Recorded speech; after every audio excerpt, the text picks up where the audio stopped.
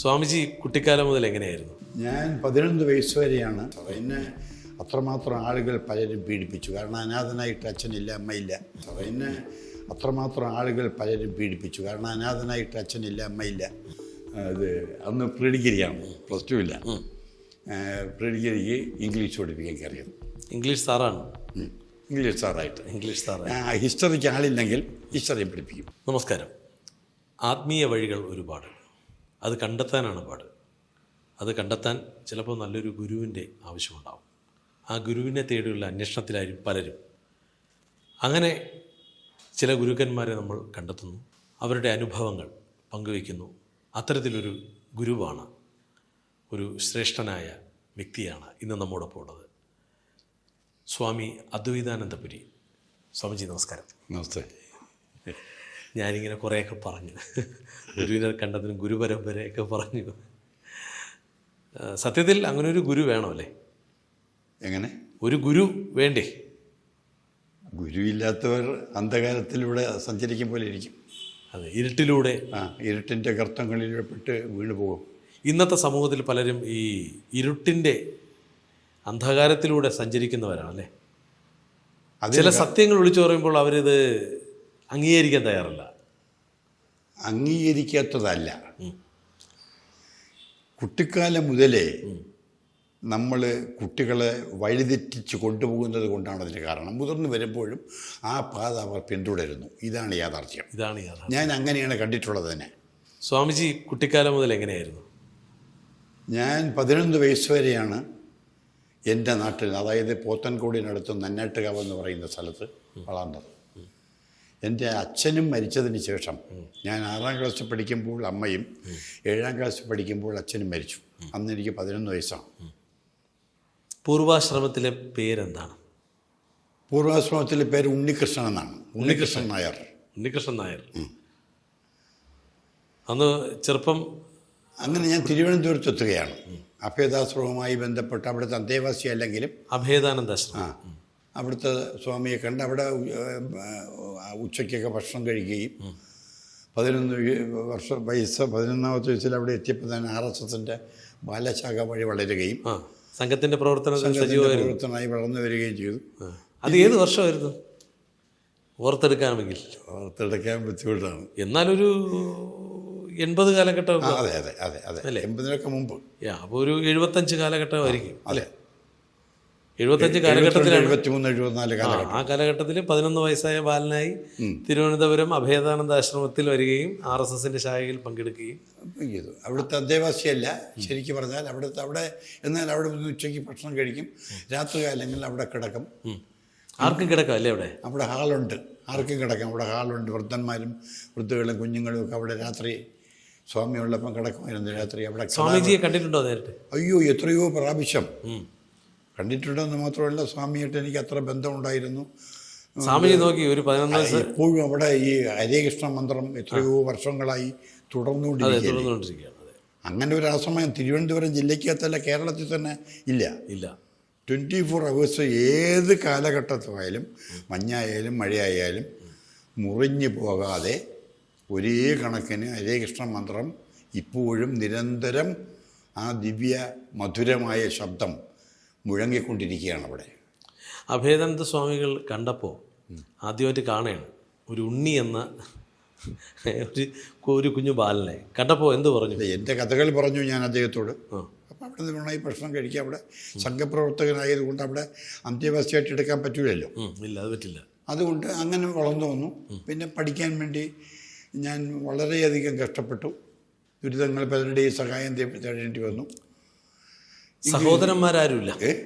സഹോദരന്മാരോ കുടുംബത്തിലോ? സഹോദരങ്ങളൊക്കെ ഉണ്ട്. അവരെല്ലാം നന്നിട്ടുകാവിൽ പല പ്രദേശത്താണ്. അവരെല്ലാം അന്നും അവർ ഹെൽപ്ലെസ്സാണ്. അവരെ കൊണ്ട് പറ്റത്തില്ല. എൻ്റെ സന്യാസയോഗം ഞാൻ തന്നെ അനുഭവിച്ചു തീർക്കണമല്ലോ. തീർച്ചയായും. അതുകൊണ്ട് എന്നെ ഭഗവാൻ അങ്ങനെയുള്ള പരീക്ഷണങ്ങളുടെ ചട്ടിയിലിട്ട് വറക്കുകയായിരുന്നു. അങ്ങനെ പറയുന്നതാണ് ശരി. അപ്പോൾ എനിക്ക് പഠിക്കാൻ നിവൃത്തിയില്ലാത്തൊരു ഒരു ബുദ്ധിമുട്ട്, പുസ്തകങ്ങൾ വാങ്ങാനോ ആഹാരം കഴിക്കാനോ ഒരു നിവൃത്തിയില്ലാതെ വന്നപ്പോഴാണ് എനിക്ക് കഥാപ്രസംഗക്കാതികനായാൽ കൊള്ളാമെന്ന മോഹം വന്നത്. അങ്ങനെ അന്ന് മഞ്ജു രാധാകൃഷ്ണൻ എന്ന് പറഞ്ഞൊരു കാതികനുണ്ടായിരുന്നു. പുള്ളി ഇപ്പം ജീവിച്ചിരിപ്പില്ല. അദ്ദേഹത്തിൻ്റെ സഹായത്താൽ കാതികനായി. 1984 ആറ്റുകാൽ ഉത്സവത്തോടനുബന്ധിച്ച് അവിടെ ഞാൻ കഥാപ്രസംഗം അവതരിപ്പിച്ചു. ആറ്റുകാൽ തുടക്കം അവിടെയല്ല. തുടക്കം അതിന് മുമ്പ് പോസ്റ്റ് ഓഫീസ്, പഴയ പോസ്റ്റ് ഓഫീസ്, ഇന്നത്തെ പുളിമൂടി ജംഗ്ഷൻ, അവിടെ ഒരു കല്ലമ്മൻ ദുർഗാദേവി ക്ഷേത്രമുണ്ട്. അവിടുത്തെ ഉത്സവത്തോടനുബന്ധിച്ച് പോസ്റ്റ് ഓഫീസ് ജംഗ്ഷനിലാണ് ആ സ്റ്റേജ്. അവിടെയാണ് ആദ്യമായിട്ട് തനിനിറം പത്രത്തിൻ്റെ ഉടമയിരുന്ന കൃഷ്ണൻ നായർ സാറിൻ്റെ അനുഗ്രഹമായിക്കൊണ്ടാണ് ഞാൻ സ്റ്റേജിലേക്ക്, ആദ്യത്തെ സ്റ്റേജ് അവിടെ വെച്ചാണ് അരങ്ങേറ്റം. അന്ന് മുതൽ തുടങ്ങി കഥാപ്രസംഗം. പോത്തൻകോട് ഉണ്ണി എന്ന പേരിൽ. പോത്തൻകോടും നന്നട്ടുകാവും തമ്മിൽ 1 കിലോമീറ്ററിൻ്റെ വ്യത്യാസമേ ഉള്ളൂ. ശരിക്കും ജന്മസ്ഥലം നന്നട്ടുകാവാണ്. അവസാനം ഈ പഠനം എങ്ങനെയായിരുന്നു? പഠനം വളരെ ഈ വോൾട്ടേർ യൂണിവേഴ്സിറ്റിയുടെ എൻട്രൻസ് പാസ്സായാൽ മതി. അന്ന് SLC വേണ്ട. ആ എൻട്രൻസ് 1 കൊല്ലമാണ്. 1 കൊല്ലം മാസ്റ്റേഴ്സ് കോളേജിൽ അന്നത്തെ രാമേന്ദ്രൻ സാർ, മാസ്റ്റേഴ്സിൻ്റെ പ്രിൻസിപ്പളായിരുന്ന രാമേന്ദ്രൻ സാറിനെ എന്നെ അറിയാം. എൻ്റെ അവസ്ഥകളെല്ലാം പറഞ്ഞ് അദ്ദേഹം എന്നെ പഠിപ്പിച്ച് എൻട്രൻസ് പാസ്സാക്കിയിട്ട് BAയും MA ഇംഗ്ലീഷ് ലിറ്ററേച്ചർ അവിടെ തന്നെ പാസ്സായി. അപ്പോൾ സന്യാസം എന്ന് പറഞ്ഞാൽ ചെറിയ സന്യാസമല്ല, ഇംഗ്ലീഷൊക്കെ നന്നായിട്ട് പറയാനും പഠിപ്പിക്കാനൊക്കെ. എനിക്ക് ഇംഗ്ലീഷ്, അതിനൊരു കാര്യമുണ്ട് സാർ. എന്നെ അത്രമാത്രം ആളുകൾ പലരും പീഡിപ്പിച്ചു. കാരണം അനാഥനായിട്ട് അച്ഛനില്ല, അമ്മയില്ല, ആരുമില്ല, ഭക്ഷണം കഴിക്കാൻ പോലും നിവർത്തിയില്ല.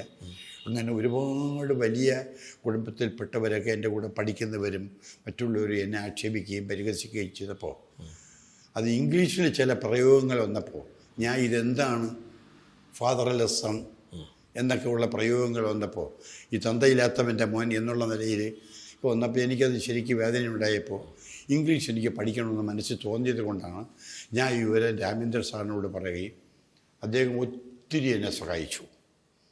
അപ്പോൾ കഥാപ്രസംഗം നടത്തിയാൽ അതിലൂടെ എന്തെങ്കിലും ഈ നിത്യചെലവിനുള്ള എന്തെങ്കിലും അന്ന് കഥാപ്രസംഗത്തിന് നല്ല സമയമായിരുന്നു.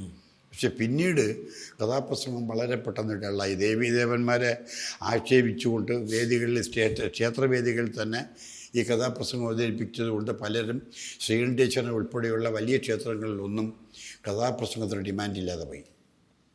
അത് കാതികന്മാർ ചെയ്തു വെച്ച കാര്യങ്ങളാണ്. ഇപ്പം ചെറുതായിട്ടൊരു മാറ്റം വന്നിട്ടുണ്ട് കഥാപ്രസംഗം. പ്രൈം മിനിസ്റ്റർ സാറ് ഇത് ഓവർബ്രിഡ്ജിൻ്റെ അവിടെയുള്ള SMB സ്കൂളിൽ ഈ കഥാപ്രസംഗത്തിൻ്റെ കാതികന്മാരുടെ പരിപാടിക്ക് ഉദ്ഘാടനം ചെയ്യാൻ വന്നപ്പോൾ അന്ന് അദ്ദേഹം പറഞ്ഞത് ലോകത്തിങ്ങനെ ഒരു കലയില്ലെന്നാണ്. കാരണം പാടണം, അഭിനയിക്കണം, കഥ പറയണം, എല്ലാം ഒരാൾ തന്നെ ചെയ്യുന്ന പരിപാടി. ബാക്ക്ഗ്രൗണ്ട് മ്യൂസിക്കുണ്ട്. അതെ. അതുകൊണ്ട് ഇത്രയും മാത്രമല്ല, ഓർമ്മ. അന്ന് 3 മണിക്കൂറാണല്ലോ കഥാപ്രസംഗം. 3 മണിക്കൂർ നേരമുള്ള കഥ മുഴുവനും ഒരുത്തൻ്റെ മസ്തിഷ്കത്തിനകത്ത് ശേഖരിച്ച് വെക്കണം. അത്ര റിസ്ക്കാണ്. അപ്പോൾ ഇത്രയും ഒരു വരി, ഇപ്പോൾ നമ്മളൊരു പ്രേമരംഗം പറഞ്ഞുകൊണ്ടിരിക്കുമ്പോൾ അവിടെ പ്രണയം വരണം. പ്രണയം വേണമെന്ന് മാത്രമല്ല, അവിടെ നിർത്തിയിട്ട് നമ്മൾ തമാശകളടങ്ങിയ സംഭവങ്ങൾ പറയുകയാണ്. ഈ കാതികൻ തന്നെ ഇതെല്ലാം ചെയ്യണം. ബാക്ക്ഗ്രൗണ്ട് ഉണ്ടെങ്കിൽ പോലും കാതികൻ. അപ്പം ഈ 3 മണിക്കൂർ നേരം പറയുന്ന കഥ മുഴുവനും അവൻ്റെ തലയ്ക്കകത്ത് വയ്ക്കണം. ഈ പ്രണയരംഗം വന്ന് നമ്മളെ കഥ അവിടെ സ്റ്റോപ്പ് ചെയ്തിട്ട് പിന്നെ പ്രണയവുമായി ബന്ധപ്പെട്ട് ആളുകളെ ചിരിപ്പിക്കാനുള്ള കാര്യങ്ങളാണ് പറയുന്നത്.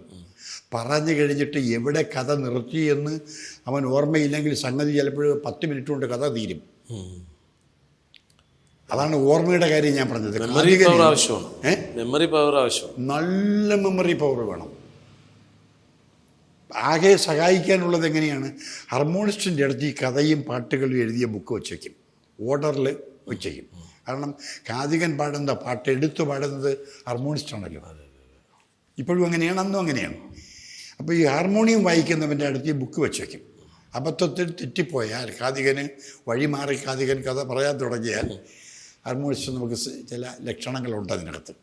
അതൊക്കെ പറഞ്ഞ് നമ്മളൊന്ന് സേഫ് ആയിക്കോളൂ. തമ്മിലുള്ളൊരു രഹസ്യം, ഒരു കാതികനും ഹാർമോണിസ്റ്റും തമ്മിലുള്ള ഒരു അണ്ടർസ്റ്റാൻഡിംഗ് ആണ്. ശരി. അപ്പോൾ ഇപ്പോൾ നമ്മുടെ ഉപജീവനത്തിന് കഥ പ്രസംഗമായി. എപ്പോഴാണ് അധ്യാപകനായത്? ഞാൻ BA ലിറ്ററേച്ചറിന് പഠിച്ചുകൊണ്ടിരിക്കുമ്പോഴേ രാമേന്ദ്രൻ സാർ എന്നെ സഹായിക്കുക. അങ്ങനെ ട്യൂട്ടോറിയൽ കോളേജുകളിൽ ആദ്യമായിട്ട് ശ്രീയാര്യത്ത് മിനർവ എന്ന് പറഞ്ഞൊരു പാരൽ കോളേജ് ഉണ്ടായിരുന്നു. പുള്ളി വസന്തകുമാരൻ നായർ, പുള്ളിയാണ് ഇത് റൺ ചെയ്തുകൊണ്ടിരുന്നത്. അവിടെയായിരുന്നു ഞാൻ ആദ്യമായിട്ട് അത് അന്ന് പ്രീ ഡിഗ്രിയാണ്, പ്ലസ് ടു ഇല്ല. പ്രീ ഡിഗ്രിക്ക് ഇംഗ്ലീഷ് പഠിപ്പിക്കാൻ കയറിയത്. ഇംഗ്ലീഷ് സാറാണ്. ഇംഗ്ലീഷ് സാറായിട്ട്. ഇംഗ്ലീഷ് സാറ്. ഹിസ്റ്ററിക്ക് ആളില്ലെങ്കിൽ ഹിസ്റ്ററി പഠിപ്പിക്കും. ഹിസ്റ്ററി അന്ന് ബുക്ക് കൊണ്ട് കയറില്ല, കാണാതെ പഠിക്കണം. കാണാതെ പഠിച്ചു വെച്ചിട്ടാണ് ഈ ഹിസ്റ്ററി നമ്മൾ ക്ലാസ്സിൽ കയറി തട്ടുന്നത്. ഈ അധ്യാപന ജീവിതവും ഇത് കഥാപ്രസംഗമൊക്കെയാണോ ഒരു ആധ്യാത്മികതയിലേക്കൊരു യാത്രയ്ക്ക് എന്തെങ്കിലും സാധ്യത? അല്ല, ഞാൻ ഈ അഭേദാശ്രമത്തിലും ചട്ടമ്പി സ്വാമിയുടെ സ്മാരകമുള്ള തീർത്ഥപാദ മണ്ഡപത്തിലും ഇന്നും അന്നും ഇപ്പോഴും രാവിലെയും വൈകുന്നേരം നേരവും ആധ്യാത്മിക ക്ലാസ് ഉണ്ടായിരുന്നു. ഈ ആധ്യാത്മിക ക്ലാസ്സുകളെല്ലാം ഞാൻ വളരെ ശ്രദ്ധയോടെ പഠിക്കുമായിരുന്നു. ഡോക്ടർ ജഗതി വേലായ സാറ്, വിഷ്ണുനാരായണൻ നമ്പൂരി സാറ്, ശ്രുതകുമാരി ടീച്ചർ, പിന്നെ AV ശങ്കര സാറ്, ഇങ്ങനെ തുടങ്ങുന്ന അന്ന് ജീവിച്ചിരുന്ന ഏറ്റവും മഹത്തുക്കളായ പൂജപ്പുര കൃഷ്ണൻകുട്ടി സാറ്, ഈ മഹത്തുക്കളെല്ലാം അവിടെ വന്ന് ഭാഗവതം, ഭഗവത്ഗീത, പിന്നെ ദേവീ മഹാത്മ്യം, ശ്രീകൃഷ്ണ കർണാമൃതം, അതൊക്കെയാണ് വിശ്വനാരായണൻ നമ്പൂരി സാർ എടുത്തുകൊണ്ടിരുന്നത്. ഇങ്ങനെ പറയുന്ന കൃതികളെല്ലാം പഠിപ്പിക്കുമായിരുന്നു. അപ്പം ഞാനത് ശ്രദ്ധയോടെ പഠിക്കും. അതുകൊണ്ട് തന്നെ അത് ശ്രദ്ധയോടെ പഠിച്ചത് കൊണ്ടാണ് ഭാഗവതത്തിന് എനിക്ക് വ്യാഖ്യാനം എഴുതാൻ കഴിഞ്ഞത്. ഭാഗവതാമൃതം എന്ന പേരിൽ അത് കണ്ടച്ച ബ്രഹ്മനാഥം എന്ന് പറയുന്ന മാസികയിലൂടെ ഓച്ചറ എന്ന് പ്രസിദ്ധീകരിക്കുന്ന കൃതിയാണ്, മാസികയാണ്. അതിലൂടെ കണ്ടച്ച എഴുതാനും പറ്റി, പിന്നീട് അത് പുസ്തകമാക്കാനും കഴിഞ്ഞു.